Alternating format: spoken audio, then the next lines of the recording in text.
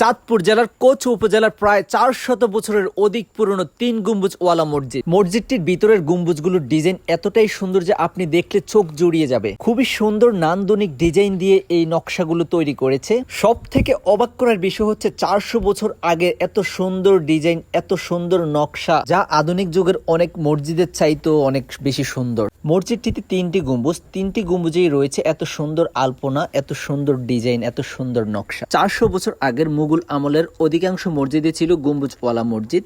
ঐতিহাসিক এই মসজিদটি অবস্থিত চাঁদপুর জেলার কোচ উপজেলা 10 নং উত্তরগহট ইউনিয়ন 8 নং ওয়ার্ড খিলা গ্রামে। মসজিদটির প্রতিটি দেয়ালে রয়েছে অনেক সুন্দর ডিজাইন।